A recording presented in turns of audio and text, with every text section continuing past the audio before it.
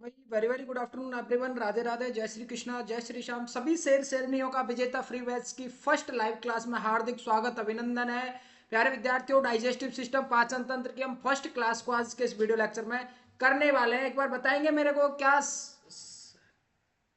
Chat private क्यों भाई?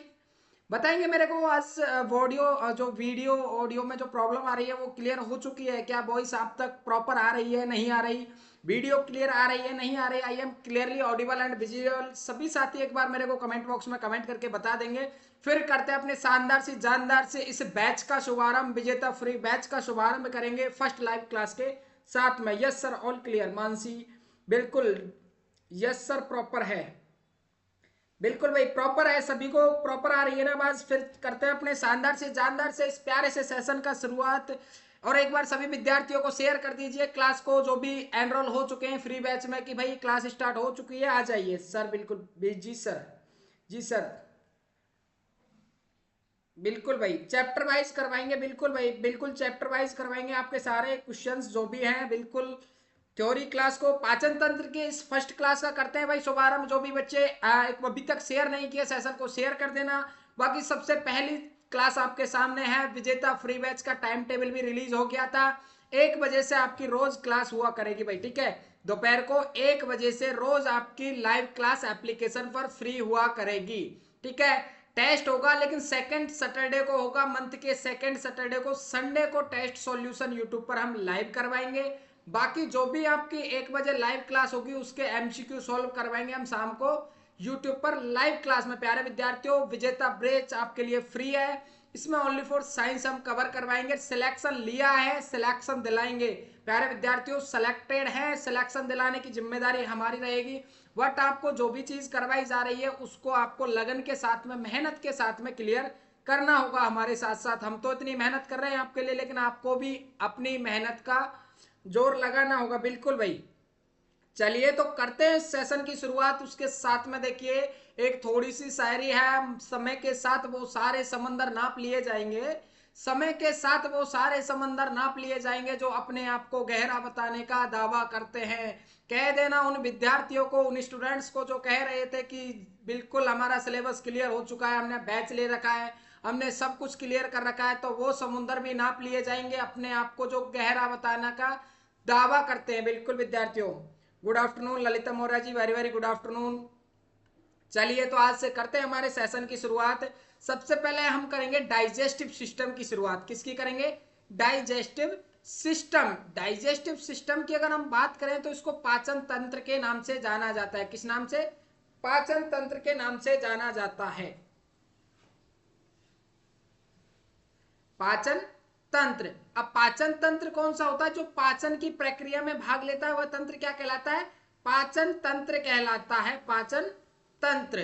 अब पाचन तंत्र से पहले हम बात करेंगे पाचन की। सर पाचन तंत्र तो बिल्कुल पढ़ रखा है हमने, लेकिन इससे पहले हमें यह पता होना चाहिए कि पाचन क्या होता है। और उसी पाचन की सबसे पहले हम बात करेंगे कि डाइजेशन। डाइजेशन क्या होता है? कि भोजन में उपस्थित जटिल पोषक पदार्थ होते हैं, जैसे कि कार्बोहाइड्रेट हो गया, बसा हो गया, प्रोटीन्स। मेन जो हमारे एलिमेंट होते हैं वो यही होते हैं, कार्बोहाइड्रेट, बसा और प्रोटीन, ठीक है? दोनों का क्या होता है? निर्माण पोषक पदार्थों के बड़े बड़े अणुओं के समायोजन से होता है। जैसे कि आपने पाचन की जो परिभाषा देखी होगी कि छोटे छोटे अणुओं को, सॉरी बड़े बड़े अणुओं को हम छोटे छोटे अणुओं में कन्वर्टेड कर देना क्या कहलाता है? पाचन कहलाता है। लेकिन वो बड़े बड़े अणु होते हैं, उनमें होता क्या है? कार्बोहाइड्रेट होता है, बसा होता है, प्रोटीन होता है। ये बड़े बड़े अणुओं का समायोजन होता है। लेकिन ये जो बड़े अणु होते हैं ये किसके द्वारा बने हुए होते हैं? सबसे पहले तो ये पता होना चाहिए कि ये जो बड़े बड़े अणु होते हैं ये निर्जलीकरण बंधों के द्वारा जुड़े हुए होते हैं। कौन सा बंध इनमें प्रेजेंट रहता है? सबसे पहला क्वेश्चन आपके सामने बनता है कि जो भोजन के बड़े बड़े अणु होते हैं वो किस बंध के द्वारा जुड़े हुए होते हैं? तो प्यारे विद्यार्थियों, सबसे पहला क्वेश्चन आपका क्लियर होगा कि सर इनमें निर्जलीकरण बंध पाया जाता है। कौन सा बंध बताओगे आप? क्वेश्चन आता है तो निर्जलीकरण बंधों के द्वारा जुड़े हुए होते हैं, ठीक है? और ये निर्जलीकरण जो बंध है, आपको पता लग रहा होगा कि निर्जली यानी कि जल के साथ में, ये जल से प्रतिक्रिया करके छोटी छोटी इकाइयों में टूट जाते हैं और शरीर उन्हें खपने के योग्य दशा में परिवर्तित कर देता है। यानी कि निर्जलीकरण बंध को तोड़ने के लिए हमें किसकी जरूरत पड़ेगी? हमें जल की जरूरत पड़ेगी। किसकी जरूरत पड़ेगी? जल की जरूरत पड़ेगी। जल जब निर्जलीकरण बंध को तोड़ देगा तो एक खपने योग्य पदार्थ, यानी कि हम कह सकते हैं कार्बोहाइड्रेट हो गया, प्रोटीन हो गया, बसा हो गया, ठीक है, या फिर हमारी एनर्जी कैलोरी में ये परिवर्तित कर देते हैं। ये समस्त प्रक्रिया क्या कहलाती है? पाचन कहलाती है प्यारे विद्यार्थियों। क्या कहलाती है? पाचन कहलाती है। और बात करते हैं हम ठोस, जटिल, बड़े बड़े अघुलनशील भोजन के अणुओं को भिन्न भिन्न एंजाइमों की सहायता से, किसकी सहायता से? एंजाइमों की सहायता से तथा विभिन्न रासायनिक क्रियाओं द्वारा तरल, सरल एवं छोटे छोटे घुलनशील अणुओं में निम्नीकरण को क्या कहा जाता है? पाचन। यानी हम सीधा सीधा कह सकते हैं कि बड़े बड़े अणुओं को छोटे छोटे अणुओं में परिवर्तित करना, निम्नीकरण करना क्या कहलाता है? हमारा पाचन कहलाता है। तो प्यारे विद्यार्थियों, सेकंड क्वेश्चन आपका क्लियर होता है कि पाचन की परिभाषा क्या है। सभी विद्यार्थी ऑलमोस्ट जानते होंगे कि सर बड़े बड़े अणुओं को छोटे छोटे अणुओं में परिवर्तित करना पाचन कहलाता है। अब चलते हमारे पाचन तंत्र की तरफ। ये आप देख सकते हो पाचन तंत्र में भाग लेने का पूरा आपको स्ट्रक्चर शो कर रखा है। अब पाचन तंत्र की बात कर रहे हैं। बिल्कुल भाई, एक बार सभी बताएंगे मेरे को क्या समझ में आ रहा है? थोड़ा थोड़ा भाई, फर्स्ट क्लास है, अगर हल्का भी समझ में आ रहा हो तो देखते हैं, बिल्कुल तहलका मचाएंगे आपके फ्री विजेता बैच के साथ में। अब बात करते हैं सर पाचन तंत्र की, कि पाचन तंत्र क्या होता है, कि पाचन की प्रक्रिया में भाग लेने वाले तंत्र को क्या कहते हैं? पाचन तंत्र कहते हैं। सीधी सी बात है कि सर पाचन होता है, पाचन क्या होता है कि बड़े बड़े जो अणु होते हैं, बड़े बड़े अणुओं को किसमें कन्वर्टेड करना? छोटे छोटे अणुओं में, छोटे छोटे पदार्थों में, अणुओं में कन्वर्टित करना पाचन कहलाता है। तो इस पाचन में जितने भी अंग भाग लेते हैं, इस पाचन में जितने भी अंग भाग लेते हैं, चाहे वो हमारा आमाशय हो, चाहे वो हमारा आमाशय हो, चाहे अग्नाशय हो, चाहे हमारी आंत हो, लीवर हो, तो जितने भी अंग भाग लेते हैं वो सब क्या कहलाते हैं? पाचन तंत्र कहलाते हैं। एक पूरी सीरीज बन जाती है, एक तंत्र बन जाता है जिसको पाचन तंत्र के नाम से जाना जाता है। Good afternoon Neha ji, very very good afternoon. बिल्कुल भाई, एक बार कमेंट बॉक्स में बताएंगे सभी बच्चे क्या समझ में आ रहा है। पाचन तो हो गया बड़े बड़े अणुओं को छोटे छोटे अणुओं में विघटित करना, लेकिन इस पाचन में जितने भी अंग भाग लेते हैं तो एक पूरा तंत्र बना लेते हैं। जैसे आपको बताया था मैंने, सबसे छोटी कोशिका होती है वो कौन सी होती है? सबसे छोटी कोशिका होती है सर, कौन सी होती है भाई? सेल होती है। सबसे बॉडी की सबसे छोटी इकाई होती है वो कोशिका होती है, सेल होती है। तो ये सेल मिलकर क्या बना लेती है भाई? ऊतक बना लेती है। क्या बना लेती है? ऊतक बना लेती है। और ये सारे ऊतक मिलकर क्या बना लेते हैं? ऑर्गन बना लेते हैं, जिसको हम अंग का नाम देते हैं। और कई सारे अंग मिलकर क्या करते हैं भाई? अंग तंत्र का निर्माण करते हैं। किसका? अंग तंत्र का निर्माण करते हैं। तो ठीक उसी प्रकार से पाचन में भाग लेने वाले सभी जो भी तंत्र हैं, अंग हैं, वो क्या कहलाते हैं? पाचन तंत्र कहलाते हैं। चलिए, हाँ बिल्कुल। अब बात करते हैं कि पाचन तंत्र, ह्यूमन डाइजेस्टिव सिस्टम के बारे में। ह्यूमन डाइजेस्टिव सिस्टम होता है मनुष्य के पाचन तंत्र को अध्ययन की सुविधा से। वैसे तो आप इसको अलग अलग पार्ट्स में देखोगे, किसी ने किस प्रकार से डिवाइड कर रखा है, किसी ने किस प्रकार से, लेकिन अध्ययन की सुविधा से पढ़ने के हिसाब से दो भागों में डिवाइड किया हुआ है। पहला तो होता है आहार नाल, जिसको एलिमेंट्री कैनाल के नाम से जानते हैं, और दूसरा होता है हमारा संबंध पाचन ग्रंथियां। दो पार्ट्स होते हैं। पहला तो हो गया आहार नाल। आहार नाल जो कि हमारा मुख से स्टार्ट होकर कहां तक जाता है? गुदा तक जाता है, एनस तक जाता है, ठीक है, एनस तक जाता है। दूसरा होता है संबंध पाचन ग्रंथियां। तो इस पाचन में कुछ एंजाइम्स एंजाइम्स निकलते हैं कुछ ग्रंथियों से, तो ग्रंथियों की भी इसमें महत्वपूर्ण भूमिका होती है।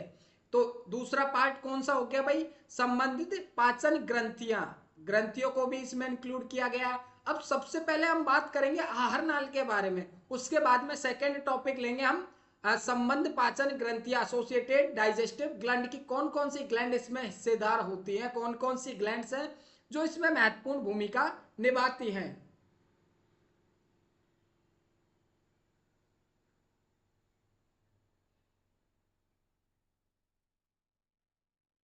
चलिए, नेटवर्क इश्यू हो रहा है क्या भाई? नहीं होना चाहिए वैसे तो।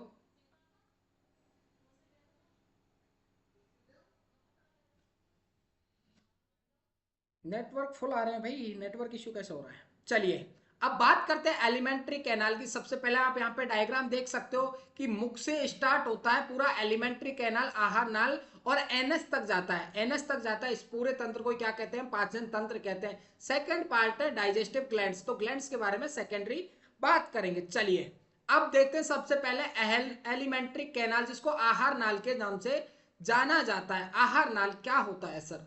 सबसे पहले तो पता होना चाहिए कि आहार नाल जो मुख से स्टार्ट होता है और गुदा तक जाता है, ठीक है। अब मनुष्य या किसी भी कशेरुकी जंतु की आहार नाल लंबी कुंडलित नलिका होती है, यानी कि एक नली नुमा संरचना होती है जिसके माध्यम से भोजन मुख के द्वारा एंटर करता है और एनस के द्वारा बाहर निकल जाता है। तो ये लंबी होती है, कुंडलित यानी कि एक कुंडली नुमा संरचना होती है, ठीक है। कुंडली तो आप जानते होंगे कि इस प्रकार से कुंडली नुमा संरचना होती है, एक नलिका होती है जो कहां से स्टार्ट होती है, इसका स्टार्टिंग पॉइंट होता है माउथ। सभी को पता है कि सर माउथ से स्टार्ट होती है, बिल्कुल। सबसे पहला क्वेश्चन क्लियर होता है कि कहां से स्टार्ट होता है। जो पाचन तंत्र में सबसे पहला आहार नाल का भाग है वो कौन सा है भाई? मुख से स्टार्ट होता है। एंड की बात करें तो गुदा में जाके ये समाप्त हो जाती है एनस में, ठीक है। अब सबसे मोस्ट इंपॉर्टेंट क्वेश्चन बनकर निकलता है यहां से, वो निकलता है कि इस आहार नाल की लंबाई कितनी होती है। बिल्कुल भाई, गुदा तक जाता है, मुख से स्टार्ट होता है, लेकिन इसकी लंबाई कितनी होती है? तो प्यारे विद्यार्थियों, मेरे प्यारे शेर शेरनियों, इसकी लंबाई का आपको ध्यान रखना होगा। 8 से 10 मीटर, लगभग 26 से 32 फीट लंबी होती है। कितनी होती है भाई? 26 से 32 फीट, यानी 8 से 10 मीटर लंबी होती है। 8 से 10 मीटर, बहुत अच्छा आंसर दिया सभी बच्चे, वेरी गुड, बहुत अच्छा। वेरी वेरी इंपॉर्टेंट क्वेश्चन बनता है यहां से कि आहार नाल की लंबाई कितनी होती है। सभी बच्चे नोट डाउन करते चलना भाई। हाँ, ये चीज मैं आपको बताना भूल गया था कि जो भी बच्चे क्लास देख रहे हैं तो वो एक नोटबुक और पेन लेकर जरूर बैठे, ताकि मैं जो भी चीजें आपको बता रहा हूँ बिल्कुल इजी वे में बता रहा हूँ, बेसिक से बता रहा हूँ और बिल्कुल स्लो चल रहा हूँ। तो इन चीजों को आप नोट डाउन कर लेना। जैसे ही क्लास खत्म होती है आपको रिकॉर्डेड सेक्शन में मिल जाएगी, इसी बैच में रिकॉर्डेड सेक्शन में आप क्लास को देख लीजिए, उसके बाद में आप सारी चीजों को नोट डाउन कर लेना। जो भी वेरी वेरी इंपॉर्टेंट बता रहा हूँ उसको तो बिल्कुल लिख ही लेना भाई, ठीक है। आहार नाल हो गया 8 से 10 मीटर लंबी, यानी 26 से 32 फीट लंबी रचना होती है। अगला चलते हैं, अब इसके अलग अलग पार्ट्स है, जैसे माउथ हो गया, सैलिवरी ग्लैंड्स हो गया, ठीक है, liver, gall bladder, small intestine, large intestine, इन सब के बारे में वन बाई वन हम नेक्स्ट की क्लास में डिस्कस करेंगे, ठीक है। अगला चलते हैं सर, मनुष्य के जो आहार नाल होता है इसका सबसे प्रमुख भाग होता है फर्स्ट, वो होता है मुख गुहा। कौन सा होता है? मुख गुहा इसका सबसे पहला भाग होता है, जिसको बकल कैविटी के नाम से जाना जाता है। क्या कहते हैं इसको प्यारे बच्चों? बकल कैविटी कहते हैं, बकल कैविटी। आप सभी विद्यार्थी इंग्लिश की टर्म को सबसे ज्यादा यूज में लें, क्योंकि हिंदी की तो आती है, लेकिन इंग्लिश को आप अभी से यूज में लेते चलिए, ताकि आगे आप जब भी जीएनएम करने के लिए जाओगे तब आपको इंग्लिश में प्रॉब्लम ना हो।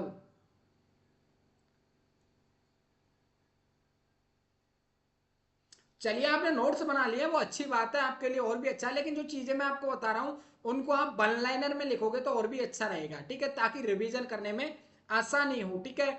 मुख्य गुहा सबसे पहला हो गया। सेकंड बात करते हैं ग्रास नली की। किसकी बात करते हैं? ग्रास नली की बात करते हैं हम, ग्रास नली। अब नेक्स्ट क्वेश्चन आता है आपका कि ग्रास नली की लंबाई कितनी होती है, जो ईसोफेगस, जिसको फूड पाइप के नाम से भी जाना जाता है। किसके नाम से जाना जाता है? Food pipe. क्वेश्चन आएगा आपको कि ग्रास नली को दूसरे किस नाम से जाना जाता है, तो इसको फूड पाइप के नाम से भी जाना जाता है। नोट कर लेना, फूड पाइप। अब नेक्स्ट क्वेश्चन बनता है यहां से कि फूड पाइप की लंबाई कितनी होती है। पूरे आहार नाल की पूछेगा, आप बिल्कुल बता देंगे सर 26 से 32 फीट होती है, लेकिन सिंगल अगर आपसे ईसोफेगस की पूछा जाता है फूड पाइप की, तो आपको बताना होगा 25 से 30 सेंटीमीटर होती है। कितनी होती है? 25 से 30 सेंटीमीटर होती है। बिल्कुल सर, ज्यादा से ज्यादा टेस्ट सीरीज दीजिए। बिल्कुल भाई, टेस्ट भी आपके लिए काफी सारे अपलोडेड हैं, ठीक है, और उनको मैं सोच रहा हूं कि आपके लिए फ्री तो अवेलेबल है, उनको नामात्र की फीस में भी आपको प्रोवाइड करा दिया जाए, ठीक है भाई। आपको आने वाली 26 तारीख को हो सकता है कि नामात्र की फीस में आपको सारे टेस्ट सीरीज जो भी मॉडल पेपर है सारे अवेलेबल मैं करवा दूंगा। कोशिश कर रहा हूँ धीरे धीरे भाई, सारी चीजें हैंडल करना इम्पॉसिबल है, क्योंकि एक अकेला बंदा, एक सेकंड बंदा जो सिर्फ क्वेश्चन तैयार करता है, तो इम्पॉसिबल है। बाकी धीरे धीरे आपके लिए मैं सब कुछ करने के लिए तैयार हूं। चलिए, अब सेकंड आता है यहां से आमाशय। थर्ड पार्ट कौन सा है भाई? आमाशय कौन सा है? स्टोमक। स्टोमक एलिमेंट्री कैनल आहार नाल का थर्ड पार्ट आता है स्टोमक। और फोर्थ आ जाता है आंत। कौन सा आता है भाई? आंत आ जाता है। इन अब पार्ट्स को हम वन बाय वन डिस्कस करने वाले हैं। पाचन तंत्र को तो कर दिया भाई डिवाइड, एक तो आहार नाल हो गया, एक हो गया एसोसिएटेड ग्लैंड्स। अब इनके भी अलग अलग भाग होते हैं, जैसे मुख्य गुहिका हो गई जिसको बकल कैविटी कहते हैं, ग्रासनली होती है, आमाशय होता है, आंत होता है, अलग अलग पार्ट्स होते हैं इसके। लीवर भी होता है इसमें कनेक्टेड होता है, पैनक्रियाज भी इसमें कनेक्टेड होता है। चलिए, अगर नेक्स्ट देखते हैं अपना सबसे पहला पार्ट अब हम डिस्कस करेंगे भाई। आहार नाल भी अलग अलग डिवाइड हो गया। अब सबसे पहले हम मुंह से स्टार्ट करेंगे, मुख से स्टार्ट करेंगे, बकल कैविटी से। ठीक है, सबसे पहले देखिए भाई, बकल कैविटी मुख गुहा जिसको कहा जाता है। मुख गुहा का सबसे पहले ध्यान रखना है आपको कि यह सबसे पहला भाग होता है डाइजेस्टिव सिस्टम का, या फिर आहार नाल का सबसे पहला भाग कौन सा होता है? ये होता है मुख गुहा। अब ये किसके समान होती है, इसकी संरचना किसके समान होती है, ये क्वेश्चन पूछा जाता है कि भाई जो मनुष्य की मुख गुहा होती है उसकी जो स्ट्रक्चर होती है, संरचना है, किसके समान होती है। क्वेश्चन पूछा हुआ है, वेरी वेरी इंपॉर्टेंट लगा के चलना, वेरी वेरी इंपॉर्टेंट। मनुष्य की मुख एक दरार के समान होता है। किसके समान होता है प्यारे बच्चों? दरार के समान। दरार तो जानते होंगे आप, जैसे दरार, मैं आपको एक एग्जांपल दूं, जैसे पहाड़ वगैरह होते हैं कोई भी, ठीक है, पहाड़ में कोई भी दरार पड़ जाती है, जैसे लकड़ी वगैरह में नहीं होती, लकड़ी फट जाती है, लकड़ी फट जाती है तो उसको क्या कहते हैं भाई? इसमें दरार पड़ गई, तो एक दरार नुमा होता है, जैसा कि आप सभी को पता है। चलिए, दरार के समान होती है, कैसी होती है? संरचना दरार के समान होती है। पूछा हुआ क्वेश्चन है, वेरी वेरी इंपॉर्टेंट लगा लेना। जैसे एक लकड़ी फट जाती है या फिर कोई भी ऐसा एग्जाम्पल आप ले सकते हो, बिल्कुल भाई।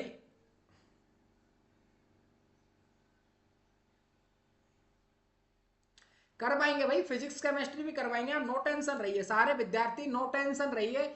आपको फिजिक्स केमिस्ट्री की भी क्लासेस करवाएंगे बहुत जल्दी, आपको इंग्लिश की।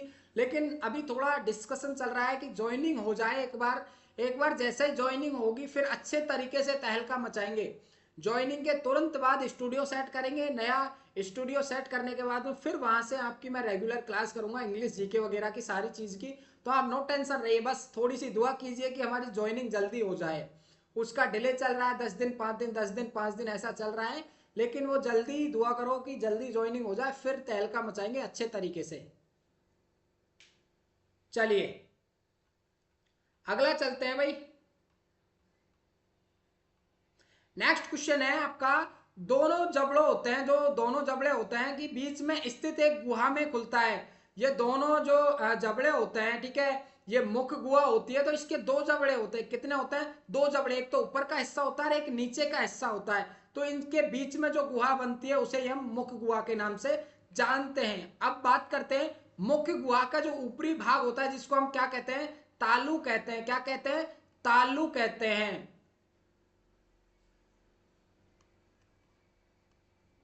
चलिए, मुख गुहा के ऊपरी भाग को किस नाम से जाना जाता है प्यारे बच्चों? तालू के नाम से जाना जाता है। किस नाम से जाना जाता है? मुख गुहा के ऊपरी भाग को तालू के नाम से जाना जाता है। जैसे आपने देखा होगा कि बड़े बूढ़े जो घर में होते हैं, जैसे कि मैं हमारा एग्जांपल दूं, एक सिस्टर थी छोटी, ठीक है, तो उसके मैं जैसे ही थप्पड़ मार रहा था, फिर मैंने खोपड़ी में यानी कि सिर में देना स्टार्ट किया, तो उसके जैसे ही मैंने तलवा जो ऊपरी हिस्सा होता है उसमें मारी, तो दादा ने रोक दिया था कि भाई तालू में कभी भी मत मारना, क्योंकि यहाँ पे लगती बुरी है और आदमी खत्म भी हो सकता है, इतनी खतरनाक लगती है। तो इसीलिए मना करते हैं, जैसे कोई भी जीव जंतु होता है तो उसके सिर में नहीं मारनी चाहिए। क्यों? क्योंकि यहाँ पर पड़ने से वो मर भी सकता है। तो ऊपर का हिस्सा होता है, ये क्या होता है? तालू होता है। चलिए, मनुष्य का मुख गुहा ऊपरी तथा निचली जबड़े से घिरी होती है, बिल्कुल अभी क्लियर हुआ है। मुख गुहा को बंद करने के लिए अब क्लोज किसके द्वारा की जाती है? मुख गुहा होती है। ऊपरी तथा निचले होठ होते हैं। कैसे होठ होते हैं? ऊपर के और निचले दोनों जो लिप्स होते हैं वो आपस में तब क्लोज होते हैं। लिप्स जैसे ही क्लोज होंगे तो मुख गुहा भी क्या हो जाएगी भाई? क्लोज होगी। तो क्वेश्चन बनता है नेक्स्ट कि मुख गुहा को क्लोज बंद किसके द्वारा किया जाता है? तो ऊपरी और निचली दोनों होठ्स होते हैं, लिप्स होते हैं, उनके द्वारा मुख गुहा को बंद किया जाता है। चलिए, अमन चौहान हाय हाय, वेरी वेरी गुड आफ्टरनून सभी को, राधे राधे, जय श्री कृष्णा। चलिए, मुख गुहा में जीव तथा दांत होते हैं। अब मेन इंपॉर्टेंट, मुख गुहा के अंदर भी अगर हम जाते हैं डीपली थोड़ा, देखिए सबसे पहला तो हो गया आहार नाल, एलिमेंट्री कैनाल, ठीक है। आहार नाल में सबसे पहला पार्ट रखा था भाई मुख गुहा, बकल कैविटी। बकल कैविटी का हमने पढ़ लिया कि सबसे पहला भाग होता है, दरार के समान होता है, ठीक है, और दोनों जबड़ों के बीच में स्थित एक गुहा में खुलता है, बिल्कुल सर। ऊपरी हिस्से को तालू के नाम से जानते हैं, ठीक है। और निचला जो जबड़ा होता है, ठीक है, निचला जबड़ा या फिर कह सकते हैं हमें नीचे की साइड जो होता है मुख गुहा में, वो जीभ होती है, ठीक है, जीभ होती है, जिसका पिछला हिस्सा है वो कनेक्ट रहता है, अगला हिस्सा है वो स्वतंत्र रहता है। तो अब बात करेंगे हम जीभ के बारे में, बिल्कुल टोंग्यू। जीभ को किस नाम से जानते हैं? बिल्कुल टोंग्यू बोलते हैं इंग्लिश में। अब बात करेंगे हम इस जीभ के बारे में। जीभ के बारे में भी भाई डिटेल पता होनी चाहिए, क्योंकि यहां से भी कई बार क्वेश्चन पूछे गए हैं। अब चलते हैं भाई टोंग्यू जीभ के बारे में। जीभ तो सभी ने देख रखी होगी, सबके जीभ है भाई, या फिर ऐसा बंदा भी है कोई जिसके जीभ नहीं लगी हुई है कि सर मैंने तो हटवा दी है। चलिए, अब बात करते हैं जीभ की, टोंग्यू की। तो जीभ मुख गुहा के फर्श पर स्थित एक मोटी और मांसल संरचना होती है। मोटी होती है और मांसल संरचना होती है, यानी कि सिर्फ और सिर्फ इसमें मांसपेशियां पाई जाती हैं, इसमें कोई भी हड्डी नहीं पाई जाती है, किसी भी प्रकार का कार्टिलेज वगैरह नहीं होती है, सिर्फ और सिर्फ ये मांसपेशियों से बनी हुई संरचना होती है, इसलिए इसको मांसल संरचना के नाम से जाना जाता है। अब बात करते हैं इसका अगला हिस्सा होता है, अगला जो सिरा होता है वो स्वतंत्र होता है। जैसे कि आप जैसे जीव निकालते हो तो बाहर का हिस्सा स्वतंत्र होता है, लेकिन पिछला हिस्सा आप निकाल के बता सकते हो क्या? नहीं, बिल्कुल नहीं बता सकते आप जीव का। अगर कोई भी ऐसा बंदा है कि सर मैं बता सकता हूं मेरा जीव का जो पिछला हिस्सा है उसको निकाल कर, तो मेरे को अभी बता सकते हो आप। चलिए, पिछला हिस्सा होता है वो कनेक्ट होता है किससे? फर्श से, ठीक है, फर्श से जुड़ा हुआ होता है। पिछला हिस्सा होता है जो फर्श, नीचे वाला जो पार्ट होता है बकल कैविटी का, तो उससे कनेक्ट रहता है, ठीक है। चलिए बात करते हैं जीभ के ऊपरी सतह पर कई छोटे छोटे अंकुर, जिनको पेपिलियाई कहते हैं। क्या कहते हैं? पेपिलियाई कहते हैं। अब अगला क्वेश्चन बनता है वेरी वेरी इंपॉर्टेंट, बहुत इंपॉर्टेंट है, कि स्वाद कलिकाएं क्या है? अगला क्वेश्चन, स्वाद कलिकाएं जिनको टेस्ट बर्ड्स के नाम से जाना जाता है, स्वाद कलिकाएं कहां पाई जाती हैं? सबसे पहला क्वेश्चन है कि टेस्ट बर्ड्स, टेस्ट बर्ड्स होती है वो कहां पाई जाती है, कौन से पार्ट्स में पाई जाती है डाइजेस्टिव सिस्टम के? तो आप लगाओगे सर जीभ में पाई जाती है। कहां पाई जाती है? जीभ में, टोंग्यू में पाई जाती हैं, बिल्कुल सर। स्वाद कलिका, अब स्वाद कलिकाएं भी बात करें तो जीभ होती है वो अलग अलग पार्ट से स्वाद करती है भाई। जीभ जैसे अपन है ना अलग अलग चीजों का स्वाद करते हैं कि आज कुछ चटपटा हो जाए, आज मीठा हो जाए, आज खट्टा हो जाए, आज नमकीन हो जाए, आज नमकीन लेकर आते हैं, आज कुछ और लेकर आते हैं, आज रसमलाई। तो इसी प्रकार से जीभ है वो अलग अलग पार्ट से क्या करती है भाई? टेस्ट करती है, बिल्कुल। चलिए, इन्हीं स्वाद कलिकाओं के द्वारा मनुष्य के भोजन के विभिन्न स्वादों, जैसे हमारा मीठा हो गया, खारा हो गया, खट्टा हो गया, कड़वा हो गया, तो स्वाद का ज्ञान होता है। तो अगला क्वेश्चन बनता है कि स्वाद का ज्ञान किसके द्वारा होता है भाई? जीभ के द्वारा होता है। स्वाद का ज्ञान किसके द्वारा होता है? जीभ के द्वारा होता है। चलिए, ये तो हो गया अपना जीभ के द्वारा होता है। अब नेक्स्ट है कि जीभ के कौन कौन से पार्ट हैं जिनके द्वारा किस किस प्रकार का टेस्ट किया जाता है। वेरी वेरी इंपॉर्टेंट, लगा लेना, क्वेश्चन पूछा गया है कई बार, और शाम को क्लास होगी वहां यहीं से क्वेश्चन बनकर आएंगे भाई। मैंने बताया था आपको कि शाम को जो आपकी क्लास होगी साइंस की यूट्यूब पे लाइव, जो थ्योरी मैं आपको एप्लीकेशन पर क्लियर करवाऊंगा वहीं से एमसीक्यू बनाकर बताऊंगा मैं। और जिसमें सभी रसगुल्ले, मेरे जितने भी शेर शेरनी क्लास देख रहे हैं उन सभी को करेक्ट आंसर लगाना है, कहीं ऐसा ना हो जाए कि शाम को आप गुल हो जाओ, बिल्कुल ठीक है। तो जीव का जो अग्रभाग होता है, सबसे आगे वाला भाग, आगे वाला भाग कैसा स्वाद करता है भाई? मीठा स्वाद करता है, स्वीट होता है। देखिए मैंने स्ट्रक्चर से सॉल्व भी कर दिया है कि अगला जो हिस्सा होता है ये वाला, अगला जो हिस्सा होता है ये किस प्रकार का भाई? मीठा स्वाद करता है, स्वीट। बात करते हैं पिछले हिस्से की, कि पीछे वाला जो भाग होता है कंठ के निकट, फर्श से जो कनेक्ट होता है, मुख गुहिका का जो निचला हिस्सा होता है फर्श, उसके द्वारा कनेक्ट होता है पिछला भाग, ठीक है। तो ये किसका स्वाद करता है भाई? बिटर, कड़वा स्वाद करता है। किस प्रकार का? कड़वा स्वाद करता है, कड़वा स्वाद करता है, ध्यान रखना। तथा बगल के भाग खट्टे स्वाद का आभास कराते हैं, बगल के यानी कि ये साइड में आपको दिख रहा है ना भाई, ग्रीन ग्रीन कलर का आपको दिख रहा होगा, श्योर कैसे होते हैं भाई, कैसे होते हैं, खट्टे स्वाद का अनुभव कराते हैं हमें। चलिए बात करते हैं साल्टी, यानी कि नमकीनी होता है, हल्का सा कैसा होता है भाई, नमकीनी होता है। तो ये होता है हमारा स्वीट के जस्ट साइड से। तो जीभ के अलग अलग पार्ट है जो कि अलग अलग स्वाद का हमें एहसास कराते हैं। क्वेश्चन कई बार पूछे हुए हैं, वेरी वेरी इंपॉर्टेंट लगा के चलना, टोंग्यू से क्वेश्चन पूछा जाता है। चलिए शाम की क्लास का टाइम 7 बजे का रहेगा भाई, ठीक है। चेंज क्यों करना भाई,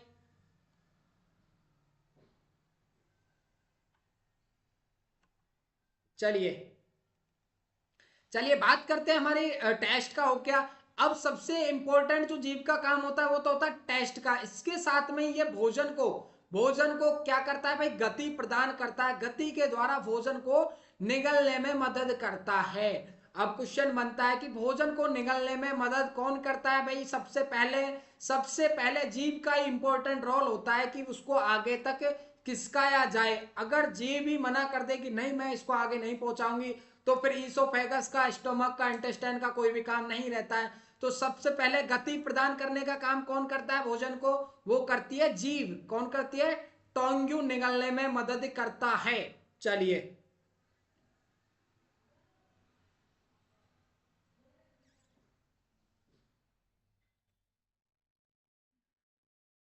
चलिए भाई क्लास का टाइम वही रहेगा 7 बजे भाई, रोज रोज टाइम चेंज नहीं करेंगे अपन, ठीक है। चलिए अब ये हो गई हमारी जीव की बात, ठीक है। जीव का तो आई थिंक सभी को क्लियर हो गया होगा। एक बार मेरे को कमेंट बॉक्स में बताएंगे क्या आपको चीजें समझ में आ रही है ना प्रॉपर तरीके से। एक बार समझ में आ रही है तो मेरे को कमेंट बॉक्स में थम्स अप करके बताएंगे जी सर बिल्कुल जितना पढ़ाया बिल्कुल अभी तक का क्लियर हो चुका है, आगे चलिए आप। और हाँ भाई, जो भी बच्चे अभी तक एप्लीकेशन को डाउनलोड नहीं किए हैं, एप्लीकेशन को डाउनलोड कर लेना, अपने सारे दोस्तों को बता देना, बैनर वगैरह एप्लीकेशन का लिंक शेयर कर देना कि हाँ भाई विकास भैया विजेता फ्री बैच में थ्योरी कंप्लीट करवा रहे हैं, वो भी अच्छी तरीके से समझा कर। यस सर ललिता जी बिल्कुल, यस सर यस सर। और बताइए जीवन यदुवंशी जी, बिल्कुल करेक्ट। वंदना राजवार बिल्कुल करेक्ट हो गया।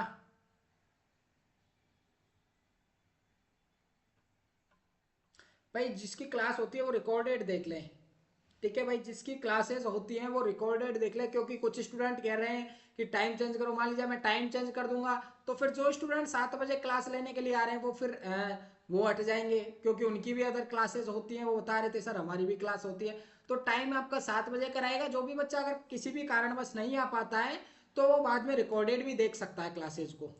चलिए बहुत अच्छा, सभी का अच्छा आ रहा है भाई, रेस्पॉन्स बिल्कुल समझ में आ रहा है। अब चलते हैं अगले की तरफ भाई। पीपीटी एंड होगी, क्या बात है भाई, पीपीटी एंड हो चुकी है। अगला हमारा जो पार्ट है, अगला जीभ के बाद में आता है वो आता है हमारे टीथ, दांत आते हैं। कौन से होते हैं भाई, दांत। अगला विजेता फ्री बैच में नेक्स्ट क्लास होगी, उसमें हम टीथ को क्लियर करेंगे। आज की पीपीटी यहीं पे एंड हो गई भाई, ठीक है। चलिए एक बार कमेंट बॉक्स में कमेंट करके बताएंगे कि क्लास कैसी लगी। बाकी सभी बच्चों को शेयर करने का जिम्मेदारी आपकी है प्यारे बच्चों। मैं सभी से रिक्वेस्ट करना चाहूंगा, मेरी उम्मीद रहेगी सभी विद्यार्थियों से कि भाई हम अपने साथियों को जो भी यूपी सीएनईटी की, यूपी जीईटी की प्रिपरेशन कर रहा है, उसको हम इस एप्लीकेशन के बारे में, क्लासेस के बारे में, फ्री विजेता बैच के बारे में बताएंगे। तो मैं उम्मीद करता हूं प्यारे विद्यार्थियों, आप कल जब अपनी क्लास में आओगे तो साथ में अपने जो भी दोस्त यार दोस्त भाई बहन जो भी अपना है उसको लेकर आप क्लास को अटेंड करने के लिए आओगे, जो भी यूपी जीटी की, यूपी सीएनईटी की तैयारी कर रहा है प्यारे विद्यार्थियों, ठीक है। राधे राधे, जय श्री कृष्णा, जय हिंद, जय भारत मेरे प्यारे रसगुल्लो, मेरे प्यारे शेर शेरनियों। मिलते हैं अपनी अगली क्लास में। Thank you so much everyone, आप सभी का बहुत बहुत शुक्रिया क्लास को यहाँ तक देखने के लिए।